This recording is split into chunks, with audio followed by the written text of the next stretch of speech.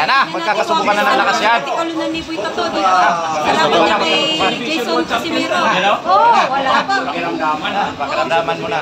Mahihain pa, mahihain. Basahan. Cuatro alas. Uy!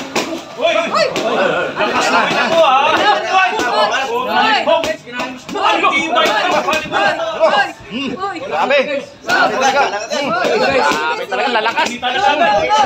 Gigil-gigil. Ulo. Hop. Gagaling talaga.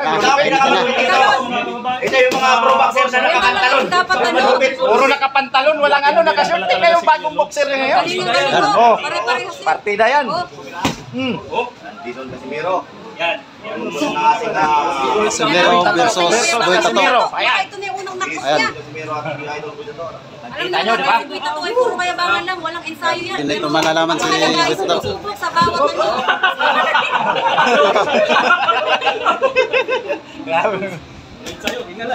ano. Hingal na. Kulang na sa hangin. Saan ba yan? Grabe, lalakas. Yung trainer ni Ang galing talaga. Champion trainer. Siyempre. Boy Tato. Boy Tato na walang ano. Sayang. Di mabas. Kulang na sa hangin. Ouch! Tinukudan.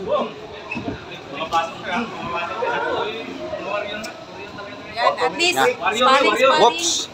Sportsmanship nandoon, walang pigilan. Yan ang tunay na ano. Tunay na laban, walang kapilukan. Walang pigo. Pero alam naman natin, kapag siya ay... Tatlong beses! Nag-grogi si Boy Tato! Nag-grogi! Nakaw! Umiinit pa lang yung lawan. Ayan na. Ay, umiinit pa lang. Okay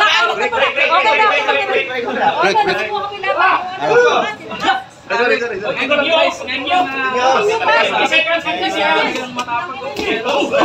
Grabe. Ibay ng tama. Nakailag si Jason Casimiro! Go.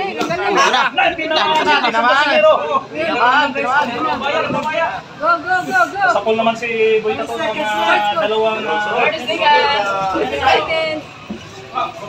Ayan ang tunay. Hindi yung tulad na Bumawi. Yan ang tunay. Nung pumunta dito, nagipag-sparring talaga. Hindi tulad ng ibang... Ang Itong sparring, bugbugan talaga. Sa Jason Casimiro. At alam natin kung gaano ka professional si Jason Casimiro kaysa kay Boy Tato na street fighter lamang pero sumusubok.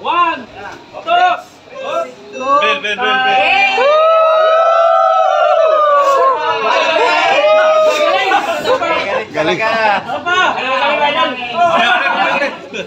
Malakas na.